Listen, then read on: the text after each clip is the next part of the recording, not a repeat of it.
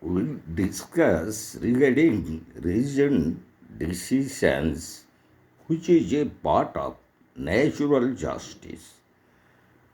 And it exactly means a decision supported by reasons given by a decision maker in support of his decision. It is also called a speaking order, or that the order tells its own story. It explains the justification of the motive or logic for the order. It gives satisfaction to the person against whom the decision has been given. It convinces that the decision is not arbitrary but genuine. It enables the right to appeal.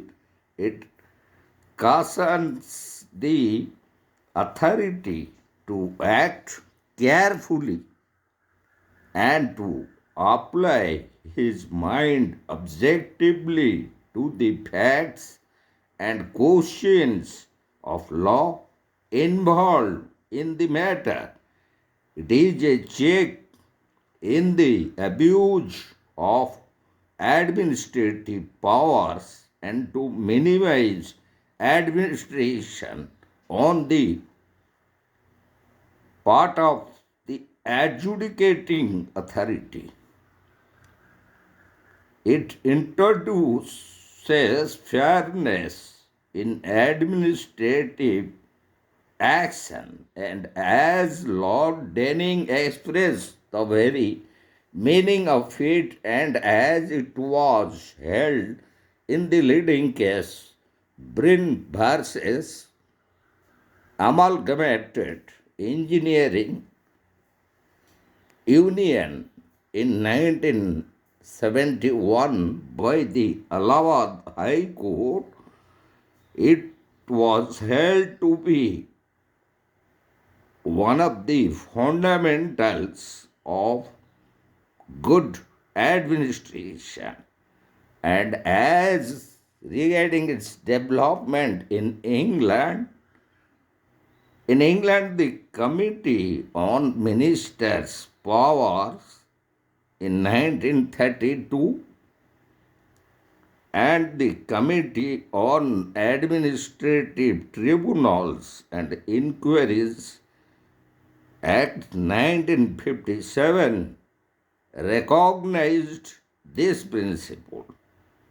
So also in United States of America, the very Administrative Procedure Act 1946 acknowledged the very principle or rule behind reasoned decisions. So, it is required by the ordinary man's sense of justice and as a matter of healthy discipline to give reasons for the decision. Absence of reason denies effective recourse to judicial review. Duty to give reasons is an element of natural justice. The failure of it is considered as breach of natural justice.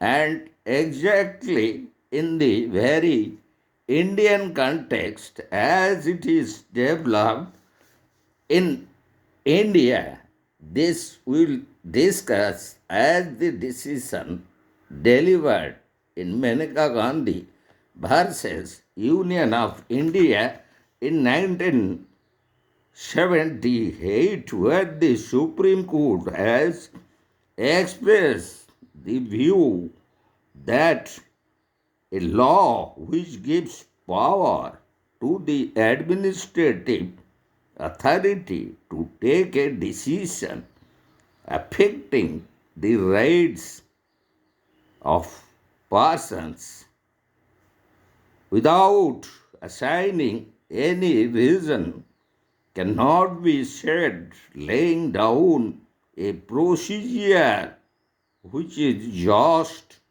fair, and reasonable, and consequently such a law will be treated as violation of Article 14 and Article 21. And in the same way, in another most important leading case in Indian context, that is Maharashtra State Board of Secondary and Higher Secondary School versus Case Gandhi in 1991, the Supreme Court expressed that the controversy in question and the decision or conclusion arrived at, they also exclude the chance to reach